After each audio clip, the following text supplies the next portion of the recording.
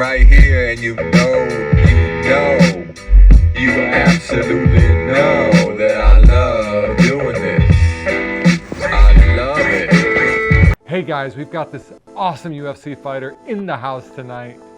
Dan the Beast Severn is here, just to kick Aaron in the head harder than a horse. No, really, listen. He's here. He revolutionized UFC with the way that he fought, and he's a Hall of Famer. Everybody knows Dan the Beast. We have him here tonight. Very special guest. It's going to be so much fun. Okay, I just gotta say it right away, huge fan, dude. Like, you literally have changed the UFC, in my opinion, and tons of people's opinion, from what you did when you first just went in there to where it is now. Like, I always wonder, like, what happens if you never went in the octagon or the ring? Would it be UFC what we see now? I mean, most likely there'd have been strategy, but like, not how you did it. And you brought it with so much force that they had to change the rules immediately. You know what I'm saying? Yeah. Art Davie was the owner of the Ultimate Fighting Championship at that time, him and Rorion Gracie. Yeah. And I was the first wrestler that they'd ever brought to terms. The ironic part was a lady by the name of Phyllis Lee. She was from the professional wrestling world. She called their office so many times that, I mean, Art Davie cringed when he would know that Phyllis Lee was on the phone calling out in there. Finally, he reluctantly took the phone call, and then set up a point to meet me finally in person. So he met me at I happened to be back east somewhere. I don't remember where now, but I was doing a professional show, and then I get to meet Art Davie for the first time. And he says, "You do know we do a cage fighting type of." I said, "Well, yes, Mr. Davie, I understand what you're doing." He goes, "Well, what's your professional fight record?" I don't have one. He's like, "Well, what's your amateur fight record?" I don't have one of those either. Now he's like looking at me like I'm wasting his time. He goes, "Well, what are your skills?" And then I feel like I'm about to be dismissed. I go, "Mr. Davie," I says, "maybe I don't have the combat fighting arts that you're looking for." I said, "But you'd be surprised. Domestic amateur wrestling is very tame here inside the United States. My freestyle and my Greco-Roman international careers speak volumes for me."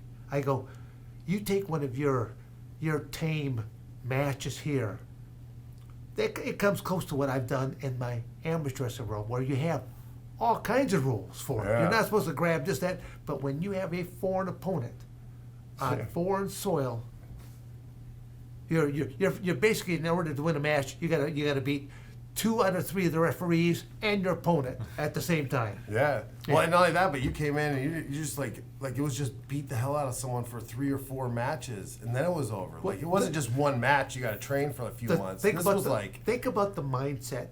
Yeah. You arrive on a Friday morning, or maybe the Thursday night before, just depending on how far you had to be flown into.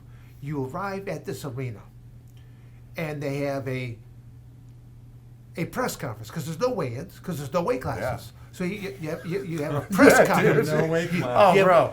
A press conference, and for the first time, you see the other 7 men. No women are competing, so there's 8 men. Tournament format. Wow. And they pull out a bingo ball machine that has 8 names onto it, and they'll spin around there and they'll say something like maybe, Ken Shamrock. Okay. First person on the bracket, spin it again, and then we'll put out Hoist Gracie.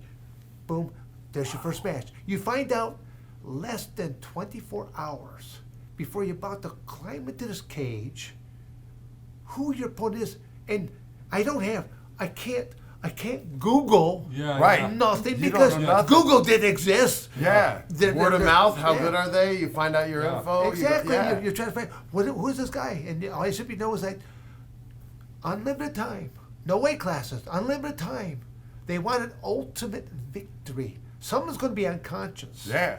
Whether they got and no rules. Choked out. What were the rules? Out. What were the rules when you were told? There's 2 rules I heard. No biting, no eye gouging. Yeah. Okay. Like, what? Now think about that. Everything else is cool. Go for it. But even then, these rules were not enforced. Ah. They're more like guidelines. So that kind of was like one of those like the movie Bloodsport, where it's like just go until you're dead almost, like, or give up. There were a couple of matches early on where guys did get eye gouged. Yeah. I remember watching this when it first came out and going, this is very uncomfortable to watch.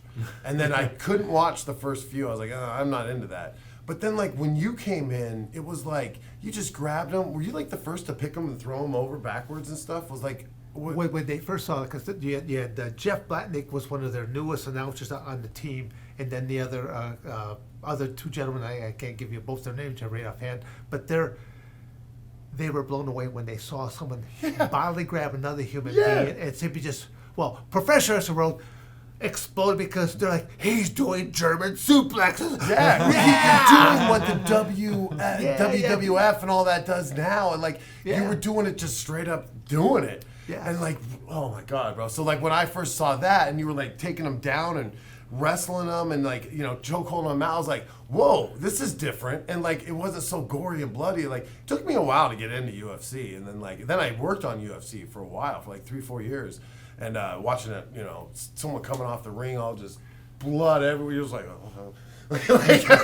but yeah, watching you go nuts out there and doing that made it easier for me to watch it, and I became a fan of yours right away when I saw it. Cause I was like, dude, this guy's the beast. Like, you're like you're like the Wolverine or whatever, like the Marvel character. Just pick someone up with one hand and just do its thing and take it down. But even like coming in here tonight, I always tell people I'm a very quiet, mild-mannered individual. I'm back, but when someone asks me a question, I will give you a thorough answer. Yeah. And sometimes I might go into a thorough answer, and then I'll give like a little, story to go along there with it, kind of just reinforce my answer there with it. Towards like going, because most people they're like going, why you're so quiet? I go, because I'm sitting back and I'm watching the dynamics. Even when I was working for Vince McMahon, WWF at the time, okay. Which is there's I would again, get into but, that for there's sure. there's good and there's evil at all companies, corporations. So I drove by myself. I stayed by myself because I don't know who's good, who's bad, who's ever. And I would I show up to the building early because they said a certain time to show up by. I'm showing up, but I'm the only person there. And I learned more and more about that as I visited more and more of their shows and stuff like that to see like these professional wrestlers have got a life made for them. Yeah. I was really impressed with the whole operation. It was like a military operation. They'll show up this arena, and they are just laying down miles and miles and miles of cable all over the place. And you simply, as you walk into the very first door, it'll have where this wrestler's entrance. Then as soon as you get in there, they'll take one wall and they'll start putting up on this wall. Vince's office, catering this way, and athletes' locker rooms are down this way, and literally. Great, you don't have to ask nobody anything. And you can be the most derelict wrestler. And they have all the people on staff. If you're had a hangover in half, they're there to dust the circles out from underneath your eyes. They're there to color your hair. If you lost your costume from the night before, they've got a couple of seamstresses in a matter of a couple hours. Boom, they're going to whip that right back out there for you. Like going, the Holy biggest, mackerel. I actually looked at it as the biggest babysitting. After the first couple of weeks, it was kind of like, they're like when the road agents come up, they're like, Dan, that rule about got to be here by such, it doesn't pertain to you. But don't tell nobody else, but it doesn't pertain to you. You're good to go. Because you're the beast. Well, no. Step back a little bit. They didn't have to worry about me. It's like I get booked a lot of different professional shows, but they don't have to worry about it because they give me the time, stuff like that. I'm going to show up. Yeah. I'm going to be there. I'm not going to be underneath the influence of, any of the nature. It's kind of like, I'll be there, I'll do it. It's like, even being injured in my amateur wrestling career, did I ever sit out? No, you watch, right? No, you still go in. I still go in. Well, back then you did. Yeah. Now people are like, oh, I'm out for a month. Yeah. I got a sore elbow, or Or even in one of my UFC matches, where they heavily were marketing me, stuff like that, to be and stuff like that. So I'm going, and here I am, I'm underneath the weather. I could have went one-on-one with a pillow that night, and the pillow would have whooped me, okay? And but I went out there, I took a defeat. So I'm now one wait a of those. sec. You Go said ahead. you said weight class. There was no weight class. Yes, So did for the you- UFC earlier. Right. So, did you ever show up to something where it was clear that there should have been a weight class? Were you ever there, standing there? Because you said Yeah. that they just tell you right before the fight. Well, more or less, these are the 8 guys. You're fighting who? You're fighting who? Did you ever show up and you're like, that guy should not be here, or I should not be fighting him? He's like huge, Well, or did did they keep did it I kind think of that? even? Okay, Well, but you got okay. Let me go back a little bit in history.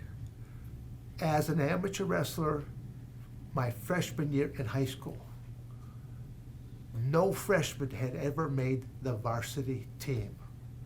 I'm a guy that sets goals. I've been a goal setter my entire life. So one of my first goals was I wanted to be the first freshman to make the varsity team.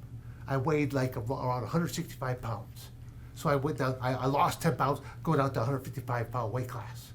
And now I'm challenging sophomores, juniors, and seniors. And that 1, 2, 3 years of physical and mental maturity, but then also being seasoned, because you got 2, 3 years of matches, which could be, average around 50 matches a season if you just wrestle just the high school season. So I got destroyed at the 155, then went to 165, then I went up to 185, and then the coach was shocked. I challenged the heavyweight. Heavyweight back in early 70s, it was an unlimited weight class. Yeah, you could be like way over the weight, Yeah, right? Chris Taylor, who went into the 1972 Olympics, the closest that they could guesstimate his weight was 440 pounds. The closest they could guesstimate scales. Physical scales at the time topped out at 300. So they took him over to a slaughterhouse and hung him on the rack that they hooked slabs of beef onto. Again, that's the guy wrestled at Iowa State University. No way.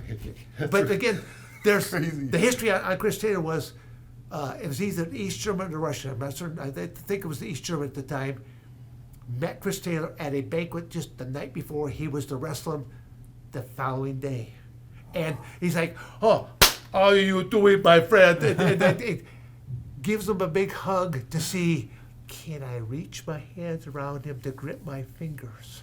Oh, you were testing him beforehand. That's what this gentleman did. Yeah. And if you were to ever Google the greatest throw in wrestling history, that is that throw. I mean, I have seen I was privileged to see the original 8mm footage when this guy goes up into an arch, and this is a belly to belly. Yeah. And when he arches back and is locked up, literally you see his calves look like they're about to explode, because this guy's weighing about 240, 260, something in that range, and he's throwing something that's 450 pounds. Holy Yeah. mackerel. And he arches all the way back to where he lands right on his forehead. I mean, I can't imagine. He probably stood a couple inches shorter after that throwing down there. But he hits, rolls over, pins Taylor, and it's like, and people are like going, wow, talk about do or die. That was like one of those do or dies type of moves. No. So then when you go into the ring, like you're saying,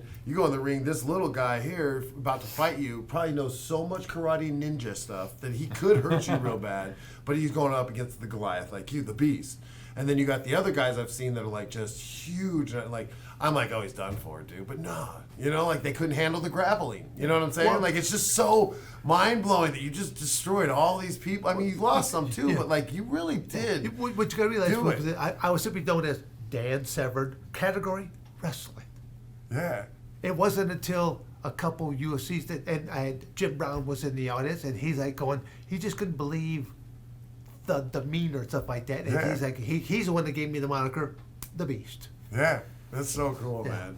I do love. I saw where you I'm not huge into the the WF at that point, right? Yeah, it was WWF. But the- I was big when it was Hulk Hogan because that was Yeah. my thing.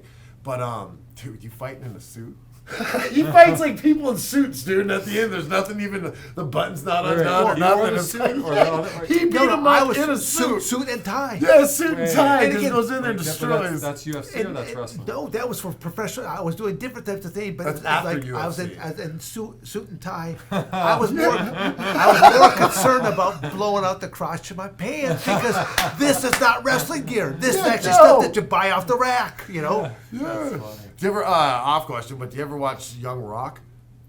You ever watch that show? Yeah. I know what you're talking about. Oh, it's but great because he grew up with Hulk Hogan's and all, not Hulk Hogan's, but all the Yeah, Randy Roddy Piper. I'm aware of it, but I never watched. Oh, the it's really program. good just to watch the history of wrestling. Okay. Like, the other stuff's okay, but, like, the history of the wrestling, because his family grew up in it, and his dad was a wrestler, and his mom Oh, yeah, and all yeah, ran it. yeah. Oh, right, it's great. You just check it out. No, I mean that's where I never watched the UFC. Oh, and yet you I went did- in with not even, like, watching what happened.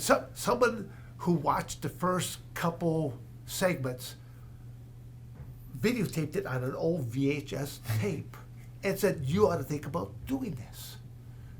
And I'm watching, but the thing is, I was watching the guys, my buddies on the couch. They're just going ape shit, watching this stuff, and I'm watching them more than this. I'm thinking, there's something here to this, to where.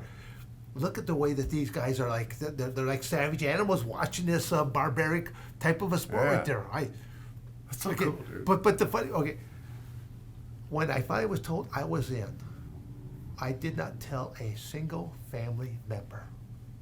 I was already going off and doing teaching this, that, and the whole 9 yards, and I'd go off into the various wrestling tournament, and I'd like, oh honey, I'll be gone this weekend. I'm gonna go to a wrestling event, and I'll be back on Monday. Again, We don't want them knowing what you're about to do. well, Basically, I think unbeknown to me, I have two uncles that are watching this, and they call my parents. Now I have 7 other brothers and sisters. I'm second on the totem pole. There's 5 Severn males, 3 females, and my uncle calls home, my parents' home, and my father's name is Marvin, and my dad, who never answers the phone, answers the phone this evening.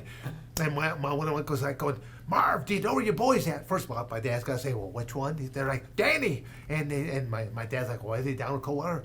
And my uncle's like, "No, he's about to climb in this cage and do this." And my dad's like, "What the hell?" You can see on TV or movies or sitcoms, like right before the family gets the call. What do you mean? Yeah. That's- Well, but the uncles called back after each match. Okay, he won. He's okay. Okay, he lost. He's okay. Yeah, that kind of thing. So I get home, and I have a message to call your father. That's not.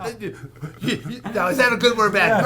No, bad thing. That's exactly. It depends. Depends what you did. So, no, at 37 years of age, my father is bitching me out for making him nervous. So, again, it's a term of endearment because it doesn't matter how old you get to be, you're still daddy's little boy and mama's little boy. So, it's a term, I just look at it as a term of endearment. You didn't want to see, Awesome. Okay, one cool question I got, because I did ask, so you don't really collect cards much, sports cards? No, I don't. Again, one of my friends at one point that gave me all kinds of baseball type of stuff. I had a son that was into baseball, and I just gave them to him. Yeah. So again, it's just I was never.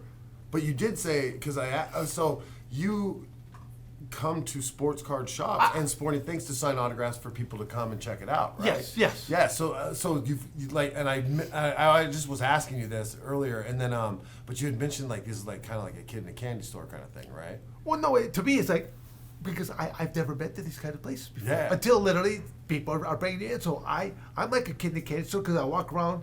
And then I can reflect on back at because see I know who this person is, and then to see him here, there, and to see him and these things, it's cool. Yeah, that's cool. Yeah. Because usually the interview show is about opening sports cards with people who collect cards and have a passion for it. But when we found out you could do one, I said, who cares? Just have them open cards. I don't care because this is amazing. You know, like this is great. So we will have you open some cards up Sure, here. no, I've maybe you might be in one. I don't know. Sometimes they do like or you might know one of the guys, or yeah, you know. and you might hit something big, and then you can like sell it or say, hey, I have this really cool autograph card or whatever. They're yours to keep. No, So- that to me this is all the knowledge. I'll be like a kid in the candy store. So in the like first you place. really have never opened packs of cards Uh, as a kid, maybe. No, not as a kid. So we're like this kind of a first. Yeah, to do this. I mean, We always have some sort of first. That's great. Well, that's cool. Yeah. Now this is a series from. This is UFC. Oh, this is UFC. And it's Because I know I'm in a couple of their different collector card series, but I don't know which ones. Because again, a lot of times I never even knew I was on a card until someone brought one card in and said, "Will you sign your card?" You're like, what? Well, I Oh, didn't wait, know. didn't we you- just didn't opened you a sign a few of them. The card companies never had you actually sign a few. Well, Did you ever make a deal with any of the card companies at one point to sign? yes. Yes. Because I think you have an autograph in a couple of them. I looked. Yeah, it up before you got here. there is a couple of things that I've done. I mean, the bad part, like in the beginning, in order for you just to be in this thing, you literally had to sign away all these different liabilities and stuff like this. And the UFC just, because you're looking for this opportunity to go out there and to showcase your skills and you want to win, because if to the victor goes the spoils. Yeah. So, the monetization back there, if you won a tournament, you'd win about $50,000. That typically what would it be? If you got second place, I think it was like $10,000 is what you get. Fine print is must go through 3 million in the next 2 hours, pay-per-view. Well, now when I was working it was the fight, the win, obviously is money, but like who had the best grapple, who had the best knockout, and who had the longest fight is a paycheck. They'll do the fight at the night. And I've on seen top of all people who that. should have won lose just for that extra punch. I mean, I don't know if we should probably cut that out. I don't like UFC wants people to hear that. No, really, you've But got. that's kind of how it works. It's like, so it's like you could lose a fight just because you're trying to get that extra paycheck, which is weird, but that's what you're talking about. But yeah, back then, was it high paying or was it just like go in there? Again, you gotta look at, to win. I think my tournament was 50,000. Okay, now think about that. Now, I mean, look You're what. talking about in the 70s? No, for the UFC. So that would you talk about 92, 93, 94. UFC didn't begin until December '93 was our very first show. So I always tell people that I've been involved with this since '94. I knew about it by show number 3, but I couldn't get it to 3. I was too late to get into that one. So I was So you were put in it 4? by 4. Yeah, 4 is my very first one. Period. Yeah. So I always tell people I was back involved with it single digits because they're up. Well, you were They're, at the they're, beginning, man. they're closing on show number 300. Yeah. Coming Well, on down. what you did really did change, I think, UFC. It brought a whole new dimension to it. Yeah. But it also, if you look at the current, because people are saying, what style reigns supreme? And because half the company at that time was owned by the Gracie family, and so they utilized it as a marketing machine for Gracie Jiu-Jitsu.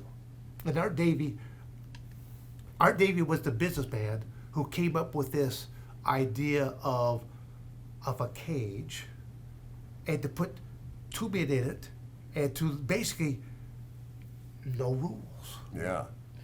And but again, he didn't come from the athletic background. He did not know.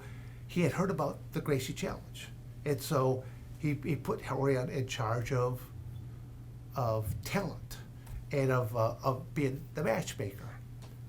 I come from a farm boy background. I'm gonna use some farm boy analogy here right now, and one of the analogies is you never let the fox inside of the hen house. I know that analogy. Yeah. So again, he should have never been allowed to do that. But at the time, they had to wear a lot of different hats. I mean, the whole UFC, between going through different ownerships and stuff like that, it was a struggle. Art Davie was the first ownership of it, and Bob Meyerowitz was ownership number 2, and he owned it at the worst time because that's when you had Senator John McCain, and he's ignited all these different politicians, stuff like that, trying to do away with the sport altogether. But violent, right? Well, kind of thing. That's right? what he was trying to show. Right. But at the same token, he was heavily linked to boxing. Okay. Yes. Okay. Yes. Well, because I mean, UFC kind of like I'll be honest with you, I'd rather watch a UFC fight now than a boxing fight. Well, and boxing is kind of boring. It's like changed everything. It was a big threat to that sport. Yeah. And so again, it's kind of like, was he doing it for the right reasons? Ironically, I only ever did 2 true training camps, And I did it at a it was called the North Phoenix Baptist Church. The place still exists. Now think about that. The Beast is training at the North Phoenix Baptist Church. Okay? But at the basement, this church was like a small campus. They had a couple, there was a couple different weight rooms inside there. They had racquetball courts, basketball courts. I mean, it was, for a church, God was good. Yeah, Okay? he was on your God side. provided. Yeah. Maybe- Obviously, he wanted you there. but they had this basement, and they had this, and there's this martial arts. They had a children's program that was known as Rosy Cheeks. It was Rosy Cheeks because they did not allow closed fists with the children. Open palm. Oh. So Rosy What Cheek goes on in because the basement of churches, man? a few little slaps on the face. Thus the program Rosy Cheeks. Well, Now think about that's that. the safe way to fight and not get in trouble by the law too, is open hand slaps. Well, if you ever watch, if you ever watch, Because I've just learned from bouncers, they're like, if you hit them open hand slap, it's basically not a fist. So yeah, it's well, like, if you watch some of my early matches, I very rarely ever close a fist. I would because you had the chance of breaking your knuckles. Right. So I'd reach out there and I'd I saw a couple of those and I was like, dude, this guy's just walking by, like slapping the hell out of him, and then he just goes, and But if you can lead in there with that palm, I mean, people don't realize if you hit that jawline, I won't break my knuckles. God. But if it come in there, I'm calculating Yeah. because I did not do it. I didn't have no cage fighting experience before doing this. you weren't a That's it. fist fighter, you were a ground grappler. Yeah. So in a way, so when you went into the UFC and like had to punch, was that kind of like a whole different style? Yeah. Well, and you Like see, in your emotions, were you like, "Whoa, this is great! Like I can actually punch somebody. It's okay." Like, or well, no, because in wrestling, if you went back and watched UFC 4, which was my first UFC, I don't think you'll see. you don't think you punched anybody. Well, I think I did, but you could see where I was struggling more with my conscience because I come from an athletic background. You can't. Back then, you could grab gis, you grab leather clothing, but you could grab hair and stuff like that. I'm trying to think who one of the long hair people that went out there, and all of a sudden they grabbed him by the hair, and all of a sudden you could easily control someone when you grab by the hair and they bring him down their kneeing him in the face, stuff like that, and that's where the tightly cropped hairdo kind of came into place. But Yeah, dude, it was violent. So, how'd you do on that first one? no, in the first tournament there, I did well. But I would tell people, go back and watch, and you'll see. In my matches, I didn't strike anybody in my first two matches. Even in my third match, it goes quite a ways into it because I would tell people I trained for 5 days, and here I am in UFC 4. Yeah. I didn't throw no punches. I things that worked in my tough training camp. All my training paid off for the first two matches, but it's not working all that well in the third match. Yeah. And that's where it's like a lot of people like, okay, because I was doing a match with Hoist Gracie at that time, and the match went. It was Art Davey told me this afterwards. He says, Severn, he goes, your match, we're running out of pay-per-view time. You had been on top of Hoist Gracie for like, I don't know, 14, 15 minutes, something like that. And they're like, he's not going to come out for anytime soon there on top of you. You just controlled the match. They were like, we're getting ready to simply just stop it and just award you the match because you've been on top the entire, until they said he pulled off the triangle choke on you. Okay? I said, well, if that's what you think. And they're like, oh, what do you mean? I said, I go, you guys don't know me. You don't know what my capabilities are. I said, did I tap? Sure, I tapped. Did I tap because someone beat me? Or did I tap because I was unwilling to do what I had to do to another human being? Wow. I said, only one person knows what went down. I went down. I go, watch me from UFC 4. And then I said, I took out 32 days of my life for UFC 5. I said, bye-bye to my family. I got a daddy and husband. I can't be husband to. I can't be father of. For 30 some days, I will be a barbarian.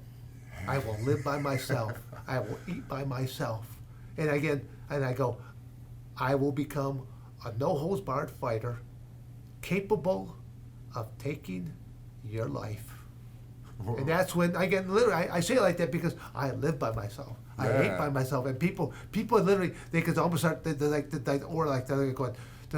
walking by me and I just look at them, they're like, oh, they're just walking the other direction. Like, oh, they don't want to come near me. You know, as I'm eating, they're like, shut up. You literally just became the beast in 32 days. Like, well, but mentally, yeah, like you have to. But it's the same way all during my amateur wrestling career. People like I've always been given different nicknames. I mean, it was just comical because they couldn't believe some of the things that I did. Yeah. You know, there's again, I don't know how we're skating. I can get on different aspects right now. But but amateur wrestling is just one of those things that amateur wrestling was my world. It was my outlet, knowing that I'm going to pay for my education to the sport of wrestling. Yes, it's When you wanted to go to the Olympics. Well, I mean, originally it was, how am I going to go to college and be able to afford it? Yeah. Because I have 7 other brothers and sisters. Asking mom or dad for money isn't going to happen because mom or dad doesn't have no money to ask for in the first place. How am I going to do it? Yeah. And I'll say that by my sophomore year, I had college coaches. They for whatever reason they thought that my older brother and I were a set of twins, and they're like going, you guys keep it up. There's some potential, some scholarship money. So it was like, my first option was I was going to simply graduate and go into the military, come out, and then go to college on a GI Bill. That was option number 1 because I had some other friends that had older siblings, and that's what they did. I go, that's what I'll do, because no burden on my family. By sophomore year, this comes, so now it's like, how do I massage this and try to make this to reality? So I got to win. And to me, it's like going, in amateur wrestling, you can win by points. And do either one of you have any kind of background or knowledge of amateur wrestling? I don't. Just from like knowledge of it from UFC, and like a couple of my friends used to be wrestlers, Okay. so just listen to them talk. And What is, okay, because I always ask a person, is it better to win by points, or is it better to pin someone? In your mind, what would you think? What is the ultimate pin victory? somebody, because that would mean you did it.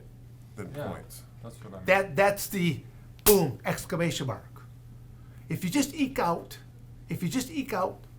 a couple points decision, in the back of your opponent's mind, they'll be thinking, I could go back, I could train, and I get better, and I can make up these couple point difference. Yeah. But when someone grabs you and physically mauls you and against your will puts you on the back and pins you, they have stolen your soul. Yeah. And yeah, to me, you like, feel beaten. Oh, my whole goal was, I want to pin you. That's my whole goal. That's awesome. In the amateur wrestling, it's like going, I have to pin you because and then literally, I started to become so notorious of a pinner that I was a savage pinner. Yeah. To where I am using. I know all the psychology of this mat to make you look bad because I am actually running you. This is my piece of real estate, and you are a trespasser. Yeah. And I'm going to run you right off this mat, and the referees are calling you for stall and stuff like that. And I mean, I was good at my craft. That's awesome. And you messed with their head probably with just the Again, intensity that was, of that. Yeah. I understood that psychology aspect because, but it became even more involved with what came like at the Ultimate Fighting Championship. But then other elements of, I was a professional wrestler as of '92 first. Yeah. So I was learning certain aspects about psychology for professional wrestling that I brought into the cage fighting world. So I would tell people that I blended both worlds because I already knew how to work a crowd. Yeah. And that's why the professional the WF or the World Wrestling was like great for you because you had created the young wrestler to the UFC wrestler, and you turned it into a show with the WF. We got to look at fast forward to today. The biggest sports mergers just took place not all that long ago to where you have now WWE and the UFC underneath that same umbrella. Yeah. And it's like going, gee, I wonder who the first cat was that was involved in professional wrestling, mixed martial arts, also a very long, illustrious amateur wrestling career. So I was to say I've been an amateur wrestler, a professional wrestler, and a cage fighter. Yeah. Do you ever try to go back there and try to be like an announcer or something part Well, of I it? mean, I think you'll see that just through conversing with me that am I mentally damaged?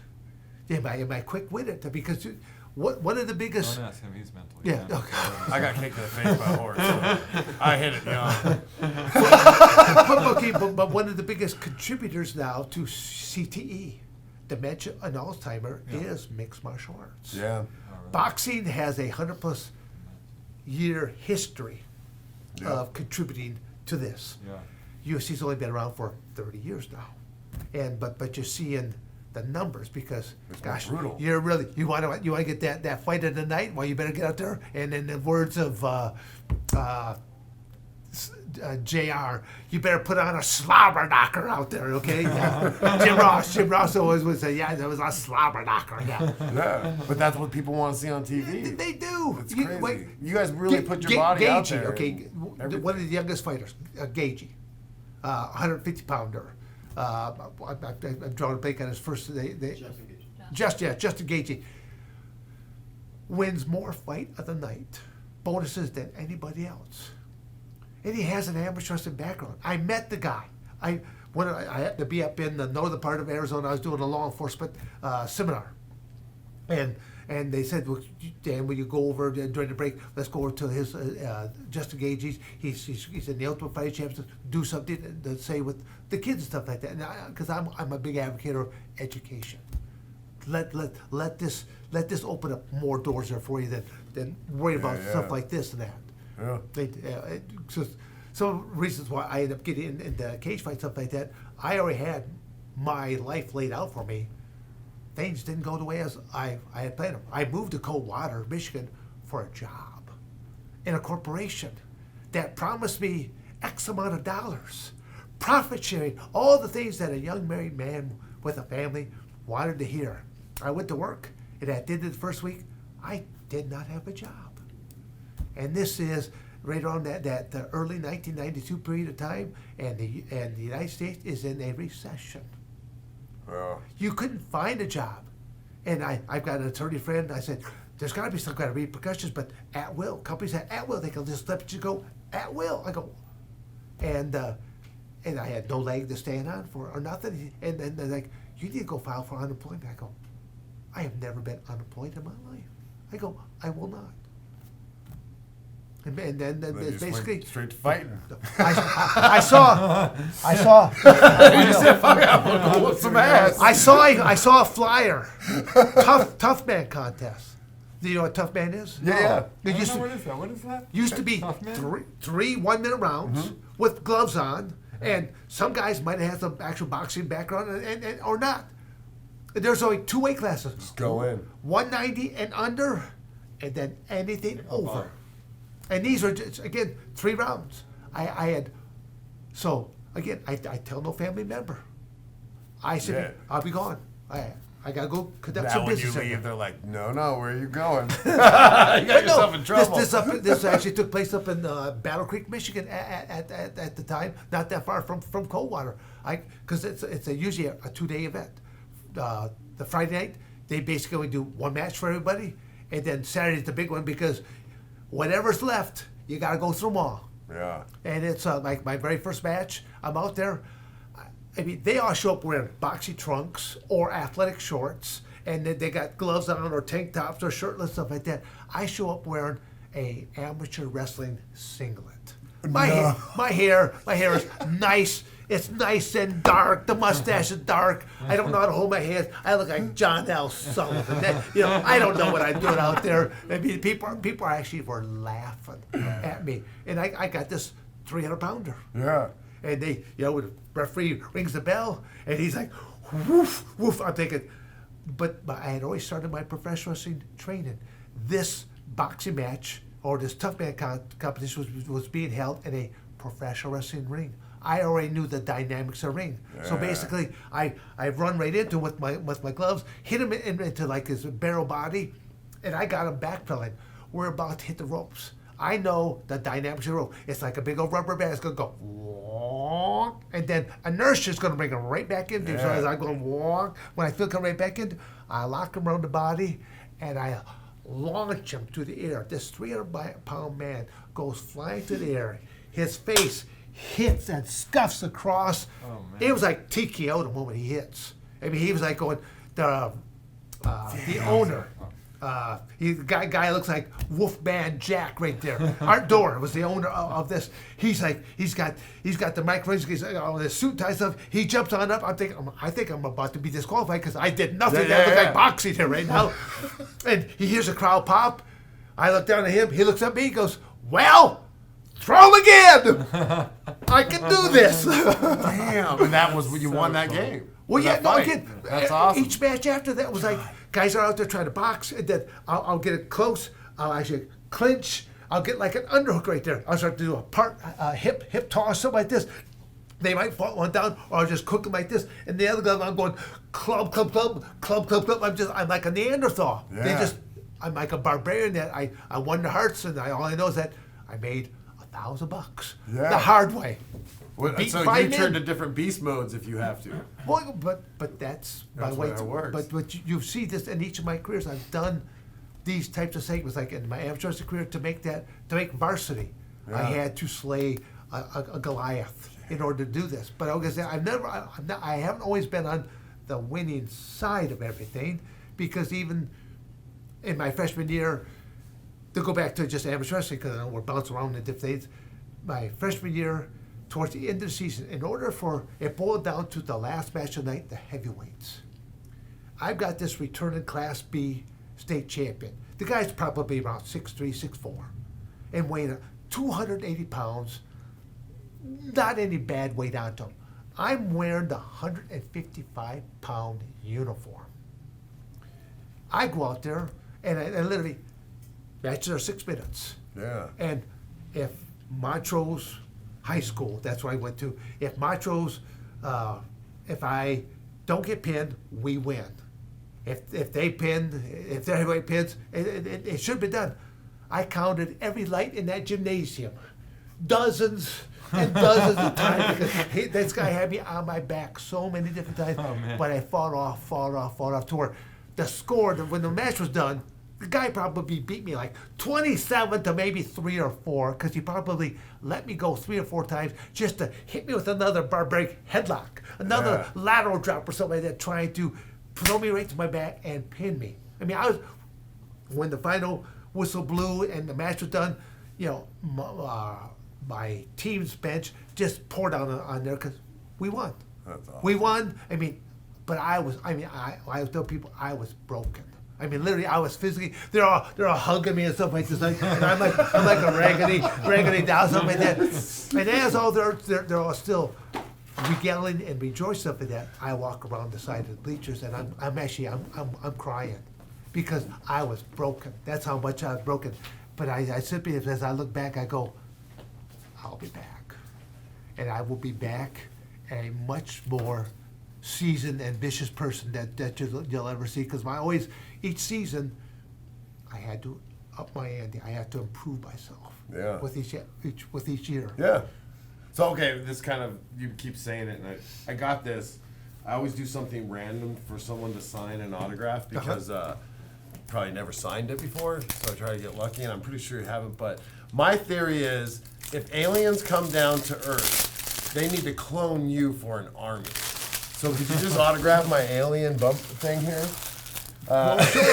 Sure. I always have something random. It's just, I'm just going to put it up in my cupboard, because aliens should come down and clone your DNA and then create you for an alien army, because this is called the Beast Army. Because like what you're saying is true, man. Like, you got to go for the best, you know? Like, Well, the funny part, when you say something like that, I always tell people when they say, well, if you were to be in war, what would you do? I said, there won't be no prisoners. yeah. So have you ever signed a alien bumper sticker before? That will be the We very got it first. first. But that's okay. That's so cool. Now, but again, so just cool. I want you to understand, I did come up with an acronym for the Beast, because the Beast has a lot of negative connotations.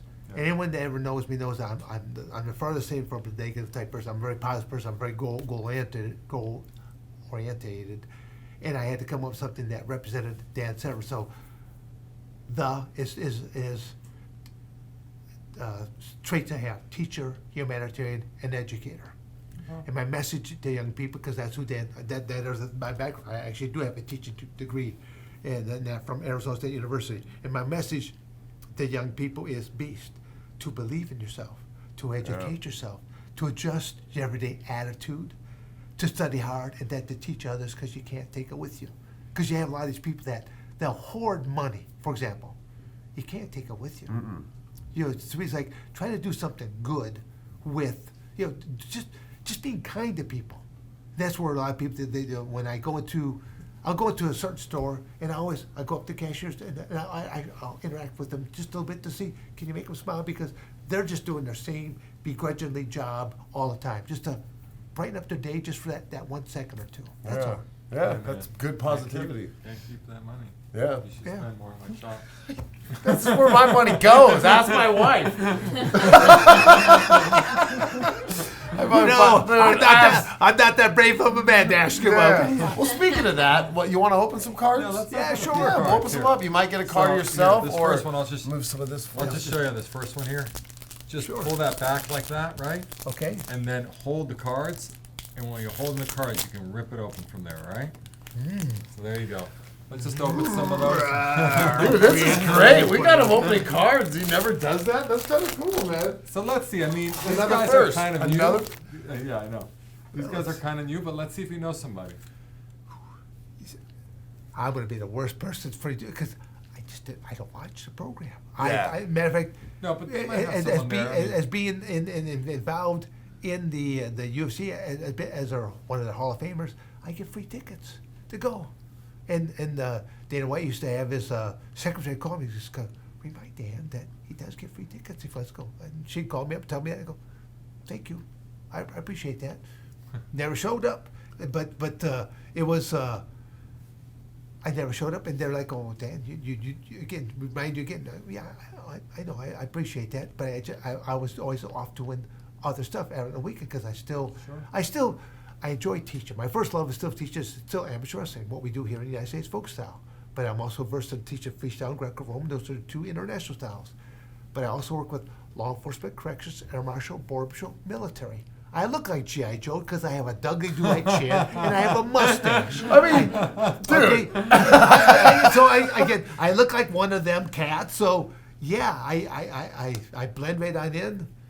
Do you think it's weird seeing all these players and they have to be in certain weight brackets compared to like how it was just go in there and fight? It didn't matter the weight. Do you see it different now? Again, it's they eventually got up with weight class eventually for I was able to experience it from the NHB to the MMA portion that it went to the time period. Most people, they only know it from the MMA portion now. Yeah. And then that what they call it the pioneer period or the stone age of UFC was that no holds barred area. But if you saw modern MMA and then you saw NHB, everyone would watch this because this was the spectacle to watch, because there was no weight classes, no time frames. Anything and all things could be done, and you saw people soccer kicking people in the head when they're down and stuff like that, kneeing them in the head. Yeah, I seen you. You were like hitting the karate guy. He looked like he had the karate outfit on it. I remember the fight. You were just punching him in the head so many times, and they finally called it off. And I think it was that guy, but you were just brutally, and it was like you were like, oh, thank God, I'm done punching him. But it was like this weird. It was great. The person. Again, if people ever want to see one of my most violent matches was with Tank Abbott. Who's that again? Tank Abbott. Tank Abbott was a really evil cat that he knocked out like a 400-pound sumo with one punch. And as the sumo hit the ground, his body's convulsing, involuntarily going in convulsing. And as the man laid there helpless, Tank had the audacity to drop down and just hammer strike him again. And when that happened, I'm like, oh, you son of a gun, you right there, Not the word I use, but okay. So you use that also to go in there. And I just said, if I should ever climb into this cage with you, I go, evil, but will begot a greater evil. I could turn on things that I go, you only wish you probably could turn on. Because again, I know how to turn on that inner Yeah. competitive spirit. You turned that level 10 beast on that moment. No, it's the same, because it's, like I said, I could go into story after story where I rose to those occasions that people, in one day, just to do 17 matches in one day, Yeah. to do 3 weight classes in junior age group, 198, 220 heavy, but then go open to where now I'm going up.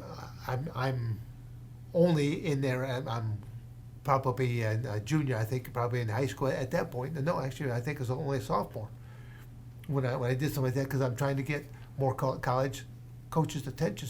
But you keep talking about your wrestling background, but you're a black belt, right? You're a black jiu-jitsu or a judo black belt, right?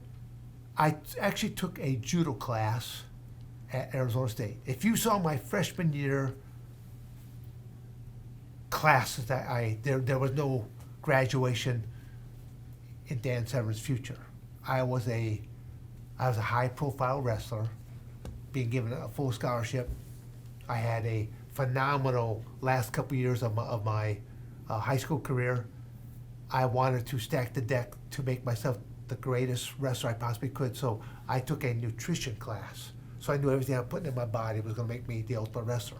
I took a judo class so that I could learn to use my feet like an extra pair of arms. I took a weightlifting class, so I knew how to design. The gentleman who taught it, he was a football coach.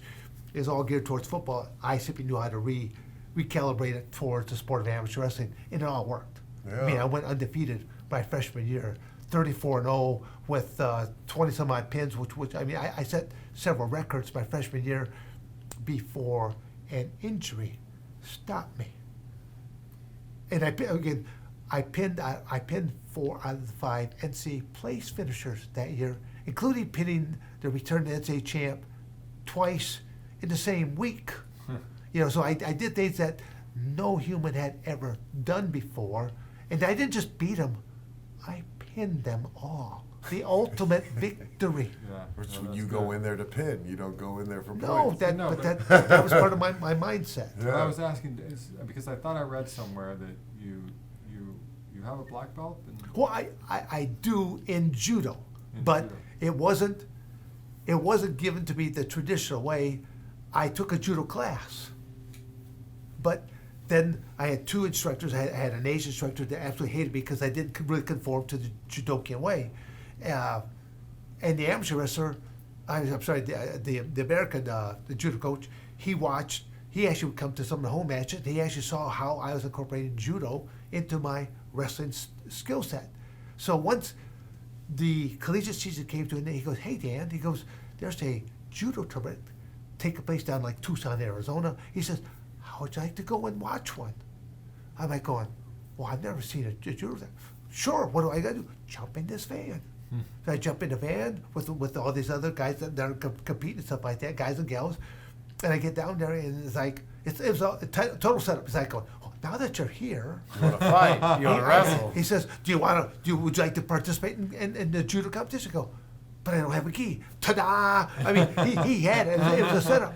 But now I look like a barbarian because I don't know all of their subtleties of bowing before you walk onto the mat, or you walk up to this line and you got to bow to this judge over here. You got to bow to that judge over there, and you have to bow to the head table here.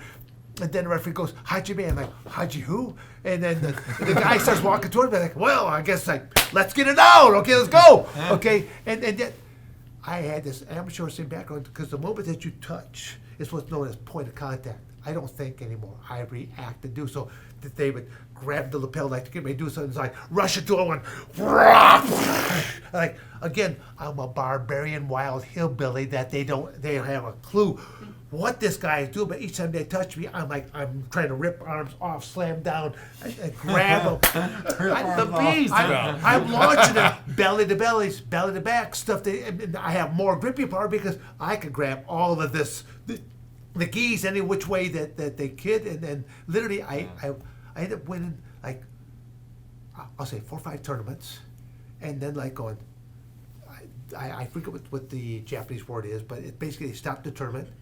They brought me to the front. They took my white belt and gave me a brown belt. Then after another 3 or 4 tournaments, they took my brown belt and gave me a black belt. So then when I finally went back to the state of Michigan to take a job at Michigan State, I found out about this all black belt judo tournament. I went to it. And so as I filled out the registration, like, well, what belt are you? Black belt. No, what belt are you?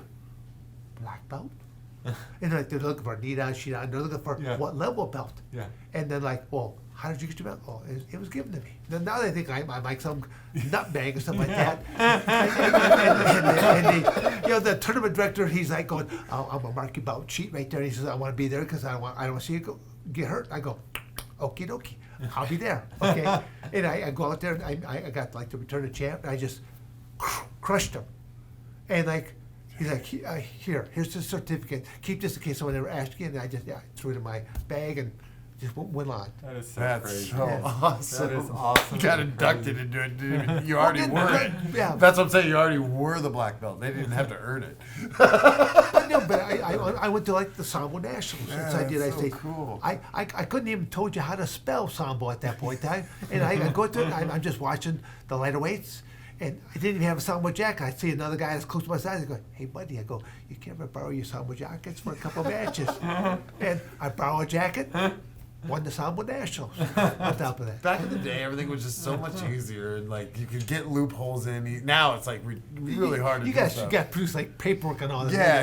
It's like, It's all like, the oh, paperwork. that was a fun time. It just sounds like so much more dangerous, but fun. Well, it was, you know? but dangerous. you'll well, Real dangerous. You're going to see though. But when you look at a lot of martial arts schools, stuff like that, now as long as you're paying that monthly fee, I refer to them as the McDojos.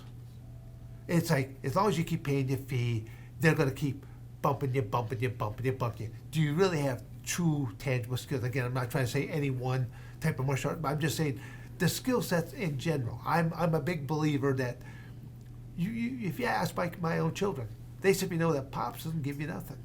You earn everything. Yeah. So we got this thing for you here, okay? If you'd like to do this. If so you like to do it. Okay. We offer every guest that's on the show, we offer them an opportunity to do something like this. This is a 1979 Topps football pack. Okay. Okay. So I don't know if you remember Earl Campbell, but Earl Campbell's rookie card was in 1979 Topps. Okay. That doesn't mean there's one in there, Okay. but it could be in there. Dorsett's second year card is in Okay. there. I mean, there's a bunch of really great cards, okay? This pack is pretty darn old, all right? So, we are happy to give you this pack, let you have all the cards. The only thing is, all you have to do is chew the gum from 1979. Oh, that's it. Oh. Wait a second. To me, You don't have to eat it. You're- You swallow it. You just have You're to chew. talking to an amateur wrestler. When you have to make a weight class and you haven't eaten in the last 3-4 days, and you haven't drinking water in the last 24 hours, true. and you're Look still at trying he's to looking sweat at this me, out. Oh no! Oh, I go. There's times when I go, oh. You would drink toilet water. If you had to switch and make 2 or 3 turns out of the way, you'd drink toilet water. Okay. You just, again, I'm not saying that to be comical. There are times you're just that thirsty. Holy mackerel! Oh, man. Chew gum for. So you chew the gum So and chew get the his gum cards. first, and then we'll look at the cards. Yep. Yeah, I mean So that gum looks like it's pretty. It's 50 years old. Pretty crusty. It's like.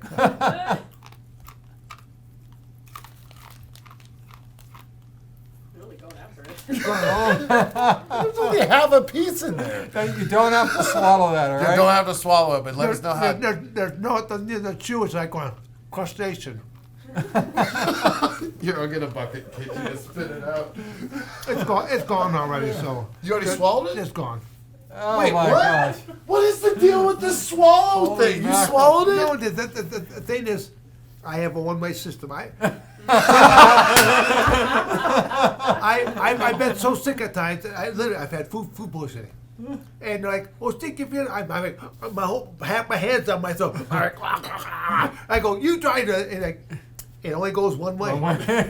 If it's in, it's in. And literally, I've been to some places where we might eat there, and you guys like deathly sick, and I'm like going, rah, burping or something like that. And I'm like going, good to go.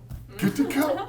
Dude, what is that Yeah. with the UFC fighters? Spit it out, I man. spit it out. You know who He Rolly spit it Fingers out. is? That he's a pitcher with the Yeah, with the mustache. mustache, yeah. We interviewed him, and he had to spit it it out. out, yeah. We interviewed Jake Matthews. He's a UFC fighter, and he swallowed it. Yeah. Just like this guy. What is up with the fighters, dude? They're like, "Goop, gun. Well, you're a pro. Again, we need So, the aliens to come down and clone you because this is like you are a very special And breed. the likelihood, yeah, we looked it up on Google. Google says the likelihood of you getting sick is not very large. Yeah, well, you won't get sick. I'm just joking. No, we looked it up. It actually is. There's nothing that can happen to you. So. maybe gas or something like that. I feel sorry for my roommate there, Kevin. Well, he's seen worse. Well, He's a yeah, well, bodyguard, then you right? might as well open the cards Yeah, now. let's You see, might let's get come a on. couple Oh, yeah, $1,000 let's- card or Earl something. here. Campbell, come on now. All right. Okay, so we have Larry Keller. I mean, again, I'll set him. Larry Keller, James Scott from the Bears. We got Brad, and again, I may not do some good of some of the last name. Dusk, D-U-S-E-K. Dusky. I mean, I'm not certain about how that. Dusk. Yeah, I'm just Jerome Barkham from the Jets. We got Mike Barber from the Oilers. We got Bob Avellini from the Bears. We got Derek Gaffney from the Jets. Dan Pastrani from the Oilers. Lawrence McCluchin from the Rams. Come on now. Oh. Let's see Oops, something. Oh, what else is there? Tommy Reed from the Chiefs was trying to, he's a running back, so he was hit. That's why he was so close behind right there. He's a running back, okay. We got Doug Plank from the Bears. The Bears. Yeah, I gotta say that was a classic from Saturday Night Live. The Bear, yeah. Oliver Davis from the Browns. All right. So- Well, I mean, not the greatest Again, pack. to But me, it was it's fun. like no chance, no dance. I look at it this way. I do like that. To me, this is like going like down a memory lane because I probably watched some of these football games, stuff like that. But Yeah. the whole thing was growing up on a farm. We simply knew that once we would come in for like a Sunday type meal. The whole thing was, can we get our pops hooked into a football game? Because my dad liked watching football games. Yeah. And so it was like going, and then between the brothers and I, it's kind of like going, okay, we have to do our best at professional wrestling right now. So run in the room there, my brother, it'd be my brother Dave, Mark, Mike, Rod. I mean, one of us would run on in there like, holy boy, look at the hit on that. And we're over activated, stuff like that. My dad would come on in there, and it's like going, okay, he might sit down for a moment there. Then it's like going, but if we could get him into the prone position. For the next couple hours, it's like everyone's that pop sleeps, so we don't have to work. That's awesome. Yeah. Yeah, well, you want to tell us that story? Well, you were telling us yeah, about the yeah, glove? so That's again, kind of but- cool for you. Yeah, well, again, I just simply say that this is something that I offer off of my website. It's basically the modern day MMA glove, but again, even the MMA glove, it'll be the real modern day glove. It does not have this kind of a protective thing on the thumb, and this is way more open on up. And the thing is, the glove I have right now, this is covered on up, but it's not it all leather like that. It'll be covered up in this type of a fabric that gives you a little bit of support. Typically, this would be one solid piece. And if you're fighting tonight, and I'm your corner person, the moment that they finally issue your gloves, almost like for the next few hours, I'm just doing this over and over again, trying to break it on in, so that by the time we tape your hand up and you put this on glove, you'd be surprised how many fighters cannot even make a fist once they're done. Or I mean, Wow. that like, I should say the way they're taped up. That is all they'll ever do. They won't be able to grapple stuff like that. I never wanted my hands taped, and then each time they tape, I go to where the referee or the fight organization, they'd be like going, you have to tape your hands. I go, what is the bare bones minimum that you? They're like, one piece of gauze, one piece of tape. Okay, put on one piece of gauze, one piece of tape, and literally it's falling off as it's coming in. They're like, it's not going to give you any support whatsoever. I go, what part of I don't want any tape on my hands? I'll go out there with no hands, with no gloves on. I should say no hands. So I'll go out there with no gloves on. I won't throw a single punch. I'll do open palm shots, stuff like this. I'll never punch a guy, but you understand, I'm a grappler. I Yeah. want to use my hands. Yeah, you need the to kids use- grip yeah. and stuff like that. And the tape jobs that they do, I mean, you'll never hurt your hand. You can punch right through a block wall, and you're not gonna hurt your hand because of so much gauze and stuff like that that is on there. But I needed the freedom to move because I need to grab, clinch, and again, just to. Do I can grab a clavicle and stuff like that. Towards like I might get inside your guard because everyone pulls guard, and you pull guard, and then if I start to do something, you're going to extend or elongate your body. So once you start to elongate, and I put my two fingers in on your clavicles, it's like I'm doing a pull-up bar. I'm doing a pull-up on your clavicles. The moment you start to extend, you're like you actually help me hurt you. Yeah. I'm using your body weight, boom, stuff like that. But then I do this, and then I trach you on top of that. Yeah. Oh, clavicle's the worst. That's the worst. Yeah. Okay, but I clavicle you, but then I trach you. Oh shit, dude. You're like evil Spock. Fingers down. But at the same token, I can also collapse your windpipe. I mean, there's only two rules. Yeah. Even when I would open palm, I aim for Oh you. my god, I never thought about that. You could know how to kill someone with Yeah. one So hand. They're crazy. still like, I'm just not gonna. Yeah. I know there's no Okay, rules, well, but I'm just not gonna kill you with my hand. But here, I would open palm and I would, bam, pop it on the top there because now I'm trying to perforate your inner eardrum. Yeah. Why? Because it's going to affect your sense of balance. You stand back up, and all of a sudden your equilibrium is Gone. yes. I saw this clip and I was like, you grab somebody and you both go flying out of the ring. I remember a match. I forget what state I was in, but I'm going up against the ropes, and I know I'm about to go over the ropes. Yeah. And I'm thinking, do I want him to land on me?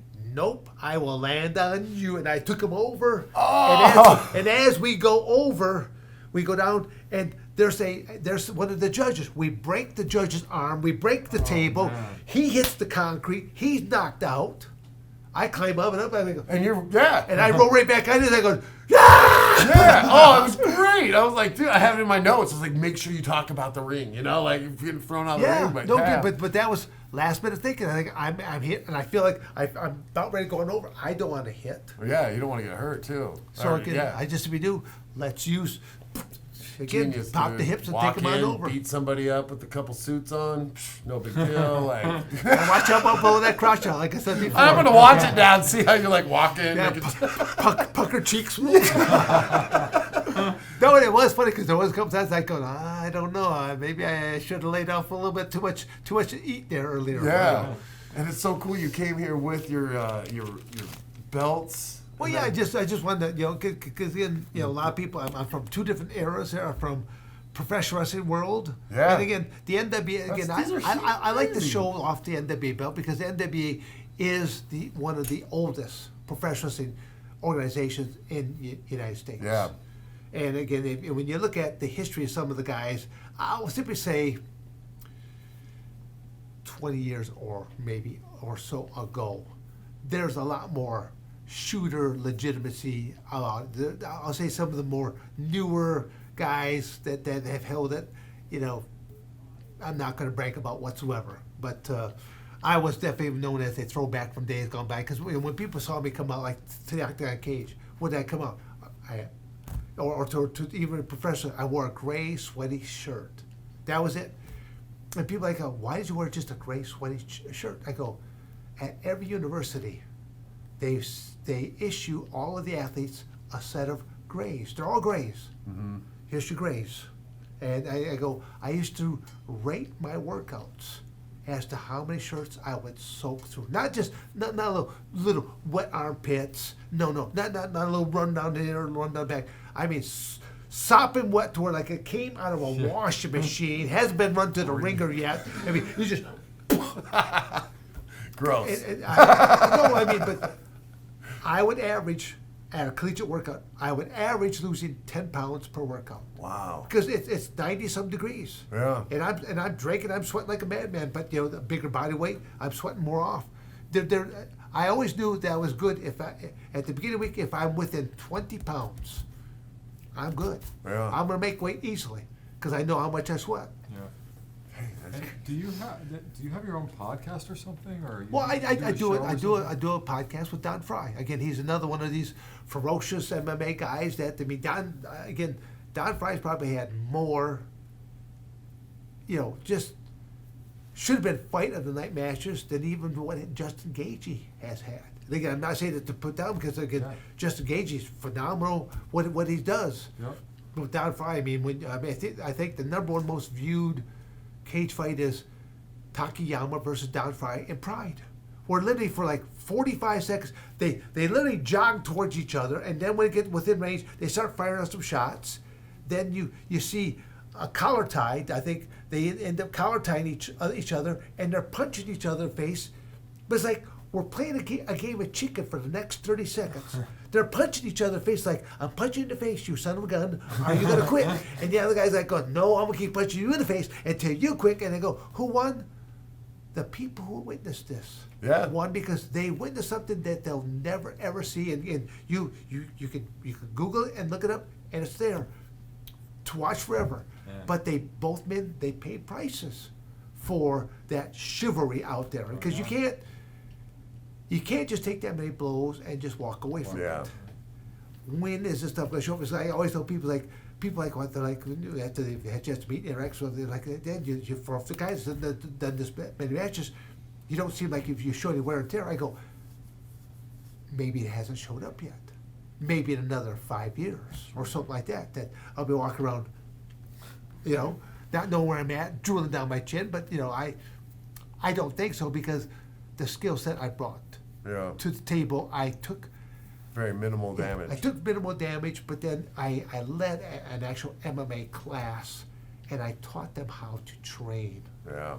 You're not taking shots to the head because that's what That's every Rocky train Balboa in the movie stuff. You don't want to do that. You don't like Rocky Balboa would just get hit 100 times in the face and then win the match. It's like, no, dude, that's not real life. You're exactly right. Well, again, I love the whole Rocky series, but even out of the Rocky series, I like only the first one. I'll say the best out of all because he simply knows he can't beat the champ.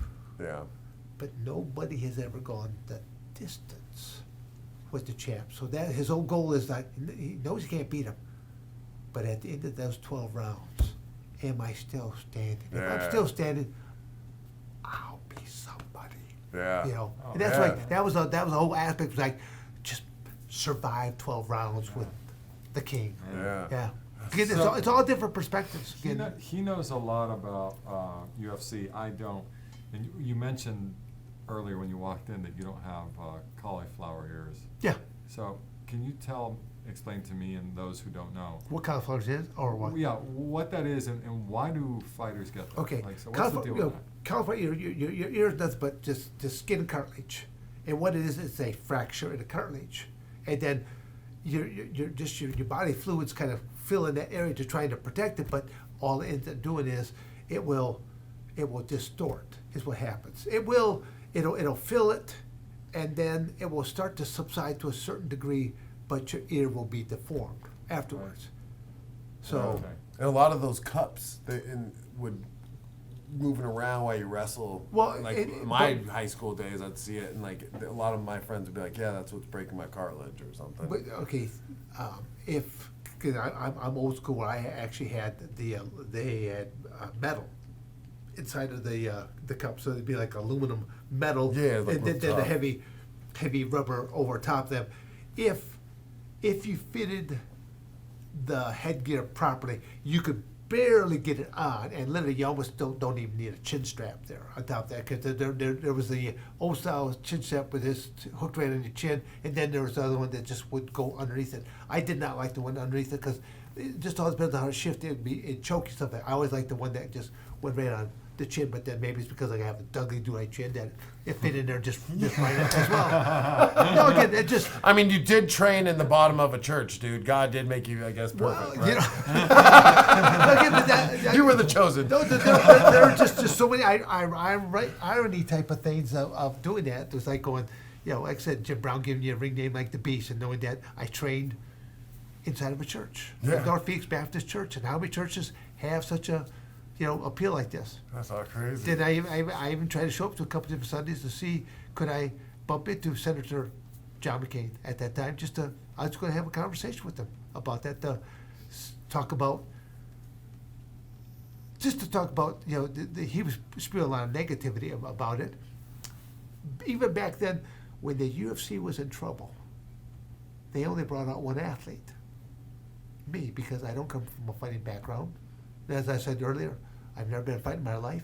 I'm an educator. I have a degree from Arizona State University, so I'm something totally different than I grew up in the mean streets of whatever. Yeah. I had no mother, no father. I had to fight for. No. Yeah. No, you had brains. You watched the situation happen. You took your time with it. You allowed things to come at you, and then you went for it and grappled them down. Yeah. Like it's just like it's smart, very smart. No, I'll say that I like to think myself that as being more of that intellectual chess Yeah. type of a player, knowing that I know what my strength is. I want you to play my game. I'm not gonna play your game because I'm gonna lose. I'll play your game. Yeah. Wow. And that's why you got these. And I'm Well, sure yeah, you got it's- tons more of cool stuff at your house. but I'm actually getting at that age now towards like going. I already asked my kids, like I said, do you really want any of Dad's junk? I said it just like that, and I said, or I go, would you rather see some of the money from some of that? Knowing, and I already know what the answer is. Do they want? I mean, someone might say, to be kind and say, sure, I like some of your stuff. No, you don't. Yeah. It's just junk that's going to clutter up Yeah, your but house, stuff like this that. is, if you're ever gonna sell this, let me buy it because this is history right here, dude. Why? You know what I'm saying? It's not just a belt. This right here is history, and especially this. Like it's just like holy shit. Sure, you could sell for massive, but it's like, dude, that is like just right here next to me has been tripping me the hell out because, dude, that was like the beginning of UFC. But even when they say the ultimate, what was that? I said that's when they brought For that together. moment, the ultimate. Yeah, it was known as the Super Bowl of they brought in. Right, but what I'm trying to say Keep- is you won that because of what you did and how you did it, and now look where the sport is now. Yeah. Like this belt is huge. You This would should be in like a museum. You would think that I would have taken some time out to have them engraved. I mean, because I've had that belt like for 30 some odd years, and have I ever had bothered to have it engraved? No, because I'll polish it up when it's done, put it back into this little bag holder, and it will sit in there. But it's history, dude. No, I know. Like it's- but it's you who made that history. Do you know what I'm trying to say? Like, if it wasn't for you in there doing what you were doing, I don't think UFC. I'm sure it would have trended to be this. Yeah. But That- you made it so spectacular. That was the coolest emblem that they had because because when they would show it out there, it showed that guy. He'd come down with his hammer fist, and that was like, and ground and pound was probably, I'll say, matches typically will end up on the ground, and they'll be finished on the ground one of three ways. Ground and pound is still number one. Yep. Very Oh, yeah. unsophisticated, but also effective. Number two is some type of a chokehold. Number three, an armbar. Yeah. And I always tell people, don't believe me, look what the stats are. Because I always say, if you want to win or you want to know how to have the best defense, study what the stats are. Yeah. I'd like to see him put this on and slap you around. Whoa, bro. Whoa, bro. What did I ever do? I'm getting into this. You're starting to like UFC, constant UFC on now. Demonstration. I don't think I could handle it. I'd pee my pants and cry. Well, dude, we could sit here. I could sit here and talk to you all day Absolutely, for tons of we stuff. And we always like to do an in-game thing with our Sure. interviewing. So, we'll set it up and get it going. But is there anything before we're done here you want to talk about, that, like maybe charity or anything you got going? You want Or to promote a book? I mean, or- I always promote people just to follow me along on Facebook and things of that nature. I mean, my website is simply just dansevern.com. But you know, on Facebook, I've got several different pages. But you know, I post a lot of positive type stuff because I'm a big believer that if you want to be successful in life, you need to set goals. yeah, And to me, it's like going, but you don't have to brag about them and tell them to other people. To me, it's like going, your goals are your goals. I travel with a planner. I still have, towards the end of the year, I look at how have I been doing on my goals. And that's how I keep, now I revamped them again for 2024. What am I going to be doing for 2024? I know what my goals are, but I don't brag about what my goals are. I try to tell other people, if you want to be successful, simply take out a piece of paper and think about, just write down some of the things you'd like to do. I go, but those are maybe an end goal, but now you got to write down what are going to be some of the steps of how I'm going to get to that point. Simply saying I'm going to be a great golfer or something like that, you better take some golf lessons. Yeah. You better buy some golf clubs. I mean, it just be or just be like you and show up to the match and Well- kick ass. But I always tell people, I'm like that ship from the colonial times that I came to this continent. The Mayflower. But I like it more like the Vikings. Oh, yeah. Because the Vikings, they hit the shore, they take all the stuff off that ship, and now I burn my ship because there is no retreat. Oh, Yep. We forge ahead, and we must win. yeah. I gave myself no retreat. So again, that's where I look at like going, I'm about to walk out here, you know. Maybe when you look at the fact that I did a 20-year cage fighting career, I had no health insurance. Jesus. Think about that. So you can't get hurt too bad. No, I used to have a picture of my family, and that last thing I look at, and I'm like, I have to become invincible. I can't get hurt. They didn't have insurance. Yeah. I paid for every dental thing cash. So And that's every time like- they got a boo boo and stuff like that, cash. Yeah. So you really were like live or die, or Viking. You're not going back. You have to stay. No, yeah. again, That's so crazy. I'm not this movie mega type of person that watches the big movies. Stuff. Although I do like a good old fashioned western, you know. Yeah. But you know, they can't be the Duke John Wayne there, stuff like that. So, but no. Well, speaking of Viking, this game we got kind of is a Viking. Vikings? Viking-esque. All right. Viking-esque. So, Do we have any drinks out of a horn? well, thank you. Yeah, Thank so you much. for telling us these amazing stories. And people are gonna love listening to this. And I don't know if you can manipulate the next thing we're gonna do. So this is gonna be just raw talent. Yeah. Okay. All right, cool. Let's go set it Let's up. do it. Let's do it. So here's the deal, Dan. So, Okay. So every time we have someone on the show, we give them a chance to win. Usually a box of cards. Most people enjoy the cards. Okay. We know that you don't necessarily love cards, so you know we'll go ahead. If you win tonight, we'll give you $500. Okay. Give you Okay. $500. All you got to do is pick a color and shoot that axe down that way. Hit a bullseye. Hit one bullseye. We'll give you the $500. And you're a man of all skills, right? So you know But why if I chose? You know why I chose the red though, don't you? So that the blood will just blend right out. Okay. Is this the competition, or am I just doing this on my own here right now? Right. You're just doing it on Okay, your so own, you yeah? say just be behind this. Yeah. Yeah. And if you don't make bullseye, you don't get $500. Okay, I know, This I get is it. Vegas, baby. Okay, there. How would Thor do this right now? I get you. Oh! Hold on. I get you. I was on a roll. Wow, that I was conjuring up the Viking Thor. You get closer. No. 2 for 2, man. Let's get in there. That's gotta be winner, chicken. No. Wait, so you right. get a choice now. You can, one more, we'll give you the 500. I want You to wanna take. I show want to take four? out more. I want to take out more. All right, so Yes. 4 more. Yes. Cause that's, For 200. he did 200. swallow the I'm gum.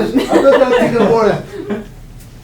Oh! We're getting worse. Oh, We're the getting blue worse is right no now. good. I don't think that was there. You need more gum. Give him gum. Yes, I don't think that's great. Can hold them all here. Okay. Come on there. Oh! Oh, Yes, close. right there. You gotta put between the eyes. Oh, Yes, oh, right now. oh, Right there. Chicken. Oh! Did he get it? That's good. Oh, it's right on the outside. Stud I never win the athlete. Oh my gosh. No one has won the challenge game, so don't feel bad. No one has ever won the game of challenge for the extra box or cash. So, but those are so close, man. Yeah. Good. But a nice pattern on it right there. You can see, yeah, it's like, okay, you gotta look at it this way. If it was a human being, when we got it in between the shoulders, this one might have been just an arm type of wound right there, but everything else would have been. But that's all his heart. That's right. You got him right in the heart over and over. Maybe with a little more practice. Practice makes perfect. It's exactly. Thank you, Dan. No, Thank you so much. no, It's been such a pleasure. Yeah, such a pleasure. Well, again, hopefully, guys, you had an enjoyable experience here with the Beast. What the? I'm heavily medicated right now. I better be leaving here soon because it's going to be wearing off. My guards don't have their trait guns there with me. Put me down. Well, thank you. Nope. Thank you so much, man. Such a privilege to chat with you. Can't wait. Hopefully, we can do it again. I hope so too. Don't stop, I'm right here and you know